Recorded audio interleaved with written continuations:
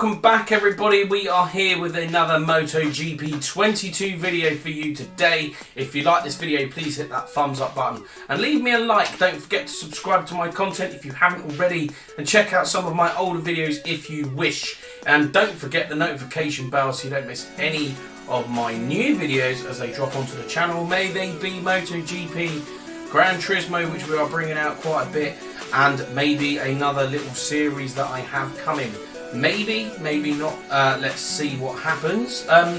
This is going to be my last MotoGP 22 video, hopefully, fingers crossed, for a while, that is pre-recorded, looking to bring live videos to all of you lot for watching. I hope you will enjoy the videos even though they've been pre-recorded. I do prefer to bring live, but hopefully I've just got the little last piece to the puzzle that means I can bring some live video footage of the gameplay and of course of my reactions for the game and me playing it at the same time.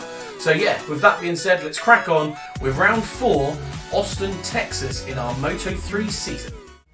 Okay, so here we are. We have the Red Bull Grand Prix, Austin, Texas, the Circuit of Americas, as we just check out some of the teams that are now interested in us. I still really haven't made the decision on who we're going to join for the Moto2 season, or who we're going to try and join for the Moto2 season. As we found out in the last game, in our last season in the MotoGP, the team that we tried to sign for didn't necessarily want to put the name, put our name on the dotted line. So, with that being said, let's head straight into Austin, Texas. We've got a dry weekend in front of us.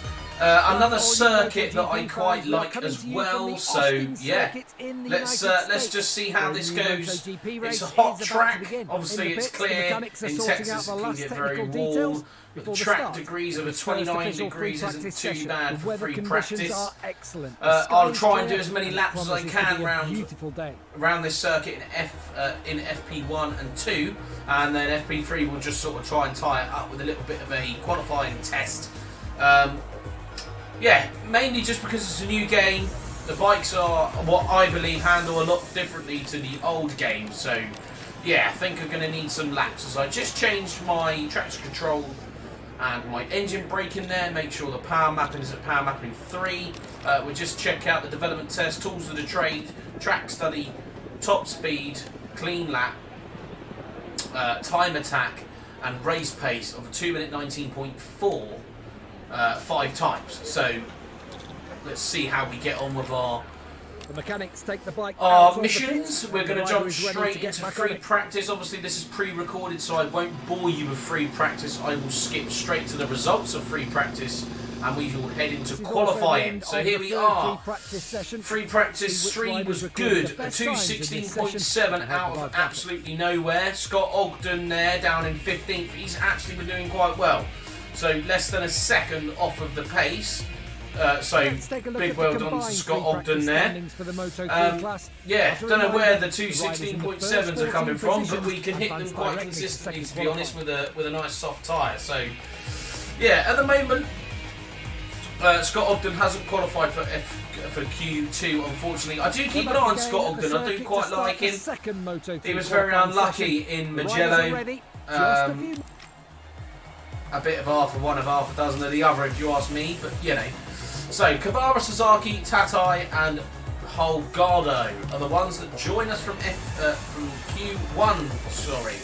So we have gained ourselves 2 extra tyres, which we need in this race. In this qualifying session. We switched to power mapping 3 there, and we just go straight out onto track. So I will show you my best qualifying lap that we set in Q2. I believe it was our 2nd lap. So yes, here we are anyway. This is our 2nd lap going round. I did actually, I will say this, I did actually have to keep restarting because coming out of that pit lane, Carlos Tatai, countless times over the weekend, I come in and doing a flying lap, and they come out of that, they come out of the pit lane and they cut straight across you. So yeah, a little bit annoying, but we are here. We are on track. We're going through the S's very slow through here because I made a little bit of a mistake there. But we've got We've got a good person to follow. We've got John McVie in front, who's currently sat in second place. Nailed that corner though, so we picked up a lot of speed through there and a lot of time. We're nearly up by a second on our time. A little bit of a wheelie there, that's going to cost me on exit. And it does cost me dearly on exit as well, by nearly 0.3 of a second, so we're now not doing a very good lap at all. So onto the brakes anyway. This is a heavy corner, very easy to drop the front brake, to drop the front end while on the front brake into that corner, but we are down the incredibly long back straight on these Moto3 machines. Those that are big MotoGP fans may or may not remember last year the accident that happened on the Moto3s down that straight was very scary with all of the riders. I think it was Dennis Onchu, if memory serves me correctly, swerving, trying to break the slipstream, just caused a horrific accident through there that somehow Pedro Acosta got up and walked away from. So we are a little bit wide into that corner, but we're still up on our time. We're 0.3 on Xavi RT gas, and I wouldn't have said we've closed down much on John McVie in front, so I don't know if John McVie's going to do a quicker lap than we are here. But we come into the penultimate corner. We do pick up a lot of time on him there though, so that might be good. He's pulled out the lap. Why is John McVie pulled out of that lap when he has 3 red sectors? We go across the line in a 2:16.3, 0.4 of a second quicker than Xavi RT gas. I beg to differ as to whether John McVie would have made that, but he pulled out, so that's the end of our broadcast. We get pole. I do think John McVie took himself out of pole position there. Carlos Tatai there picking up 18th on the grid. Yeah, I do think John McVie would have picked us for pole position on that lap. I don't know why he backed out of that. It's a bit of a strange one. The tracks with the highest elevation change in the track degrees is 30 degrees. So anyway, we look at the grid. There we are on pole position. Good to see. We definitely don't want... Oh, we did all of our development tests, so that's quite good. Obviously, we're going to stick on this bike for Moto3, so it'd be nice to develop it as much as we can while we're on it. Yeah, we look at John McVie there, who I believe squandered pole position. I think he definitely would have leapfrogged us in pole, but he didn't in the end. He's 3rd on the front row, and we are leading the front row. He's gone for a soft rear, though. A lot of riders going for, or a few riders, sorry, going for a hard rear. A lot of them going for medium. Sergio Garcia, soft front. Joshua Watley, medium and hard. Scott Ogden with that soft rear. So here we go. Are we going to be battling with Dennis Foggia again? Is he going to want revenge for Argentina in the last video? As the clutch is in, the lights are on. And the lights are out, and where it goes. Not a brilliant start from us, I don't think, but we got Bam up in 3. So we will try and break into turn 1. I don't like this corner, we'll go wide. I don't like that corner into turn 1, because you don't know who's on the left-hand side coming up from the left-hand side of the grid to try and overtake you. So, into the S's for the first time. We've got 4 laps. Quite a big... Oh, pick up a track limits warning for that one and get a bit of a wheelie there. That's going to send us wide. Mind you, we have got 0.7 after that shortcut. Technically, we made through the S's there, which has given us track limits warning. So we're going to have to be careful of that one. Oh, we got that sliding out of there. We nearly lost the back end. That was nearly a high side that we didn't need. Right, onto the brakes, into the dodgy turn 11. Oh, making a few mistakes as we're trying to push here to try and increase the gap. We have got pace here. We've got pace that's definitely quicker than the AI. So here we go into the braking corner. Another one where you can really get that rear wheel lifting off the ground. Can cause you a lot of problems, and I brake a little bit too late and run a little bit wide. Don't get a track limits warning for that one, which I think you should do really, but maybe I lost some time But the game deemed it a little bit fairer. As we come in to turn 15, another turn that is very easy to lose your front end on. This is a lovely part of the circuit, this last sector. Do you like this bit as we come out wide? And then you try and get straight onto the accelerator to try and get as close to that right-hand curve as you can. Into the penultimate corner as we bring it to the left-hand side, turn 19. We're keeping the gap at the moment to 0.7 or 0.8 difference between Xavi Artigas. So we come out of the final corner. And across the line, there's the line for the first time at a 2:16.2 from a standing start. That's not a bad lap at all. Right, so, brake at the screen on the left-hand side there. Whoa, I got the rear end off the ground. That cost me a bit of time through there. Yeah, look at that. We were nearly a second up. That lost me half a second there. Getting that rear wheel off the ground a little bit too much. Right, through the S's, we can normally gain a little bit of time through here. So we come in to the left. And flick it right one more time. Get ready to flick it left. Be fair, this is probably my favourite part of the circuit. We come left again for turn 7, and then you try and drag it out wide a little bit. Give yourself a little bit of room to round here. Went a little bit wide on exit into that corner though. We didn't get the high side that we nearly had last time. The gap's back to 0.8, so that's good. Whoa. A little bit too much curve over there. Not happy with that. Right, onto the brakes. Turn 11. Tricky turn 11 here. Nailed that though. Sometimes as well as you come out of that corner you have to be really careful because the front wheel does lift up in the air. It can take you offline straight away. So you have to be careful of that one. That's one to watch out. Gap is still 0.8. So we are okay for the gap to Xavi Artigas. Actually, no, it's not.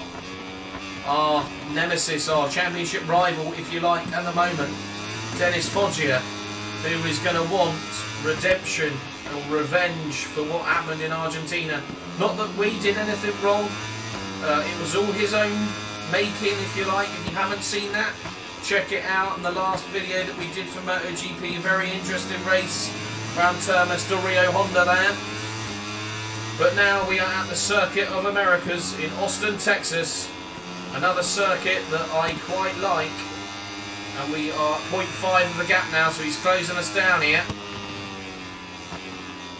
Penultimate corner of the second lap. The gap's normally at 0.7, so he's probably 2 tenths quicker than Artigas, I would say. But it wouldn't surprise me if we've got a bit of a train forming behind Dennis Foggia as he puts in the fastest lap of the race with a 2:16.6. As mine was a bit of a tame lap with a 2:17.1 there, so we made a few mistakes. Oh, I can hear his Honda behind us.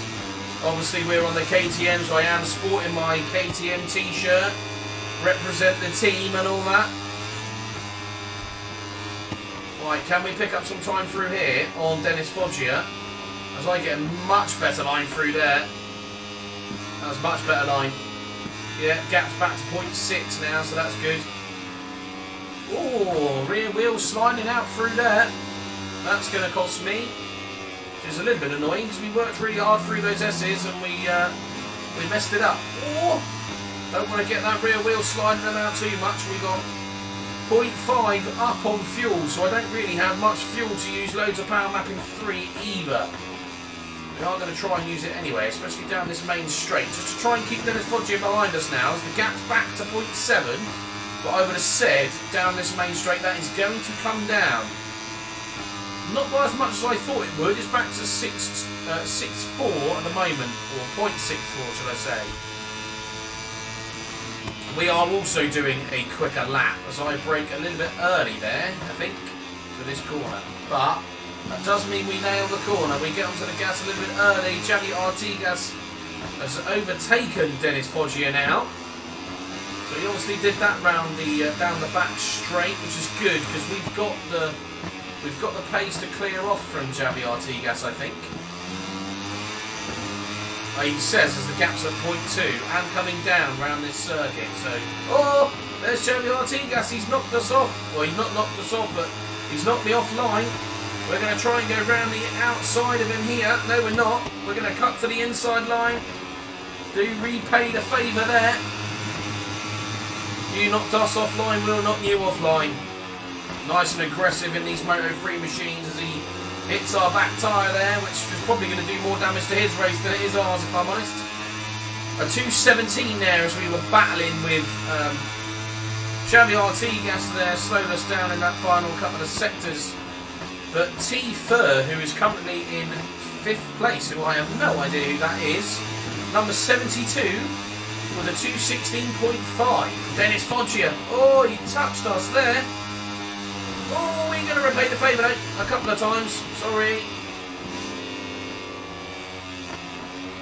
We didn't mean to do that. That was a bit naughty, to be honest. Oh, what is this? I didn't want to get back on. We'll take the 2 track limits warning in the final lap. Oh, we've got the train behind us now as everyone's trying to fight for these podium places.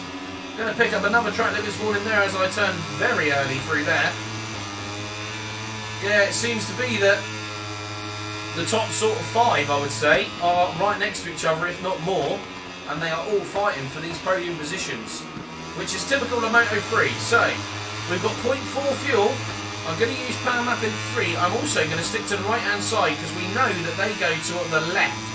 So if we can stick to the right-hand side, it might mean they get less slipstream off of us. John McVie now into 2nd. Come on, John. Get your elbows out. Try and stay there.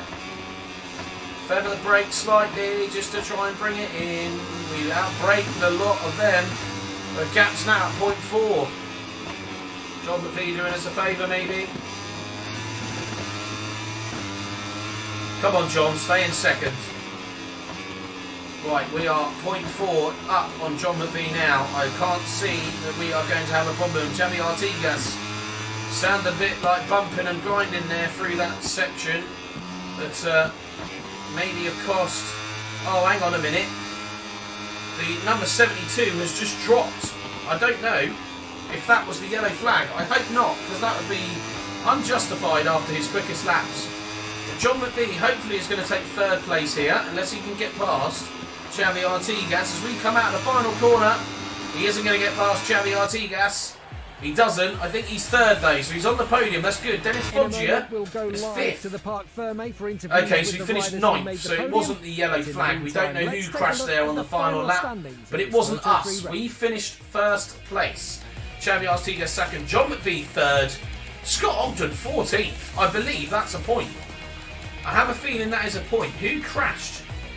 It could have been Ivan Guevara, maybe. So John McVie, actually, saying Dennis Foggia is our challenger for the title. At the moment, it's John McVie that's climbing the table. Still sporting my Darth Revan crash helmet there. It's not the best crash helmet. It's obviously personally made by myself, so it's not brilliant. We celebrate with our team in Parc Ferme after another victory, our 2nd victory, I think, of the season. Maybe my 3rd. I'm just trying to think. I can't remember whether Argentina was my 1st win. I think it was. So I think this is round 4. I'm pretty sure we got a podium in round 2, win in round 3, and a win at round 4. So yeah, I think it's my 2nd win. So, development tests, we passed all of them, and we've got the VIP multiple bonus as well. We've got some contract management and a chief engineer to check out. Oh, Samuel. Not the fact that he's just the same name as me.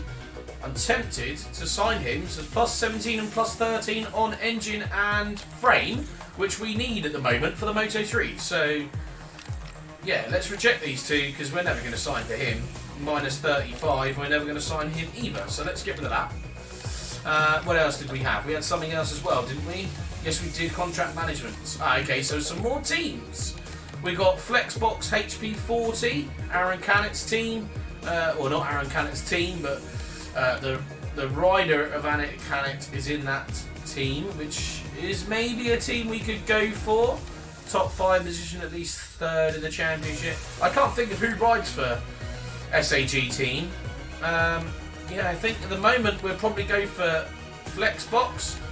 I don't think I've been with Flexbox before in MotoGP, so yeah, we could go for them. Let's just have a look at who's not interested at the moment. So we've got the VR46 team. I've recently been with them. Gasgas Aspar, we could be Jake Dixon's teammate. Although, Yamaha, okay, so I'm a big fan of Yamaha. Obviously, Fabio Quartararo has just signed a new 2-year deal for the Monster Energy Yamaha team.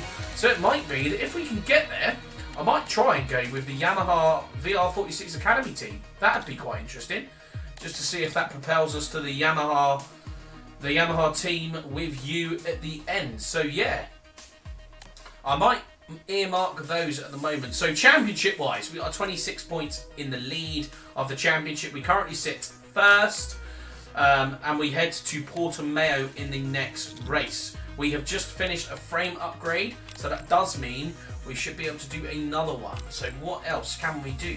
Better reactivity requires 500. We have plenty of points, so we will dive straight into that and finish that off. So that is it for this video as we head to Portimao in the next round. That is it for today's video. I hope you enjoyed it. If you did, please hit that like button and leave me a thumbs up. If you do like it, thank you so much.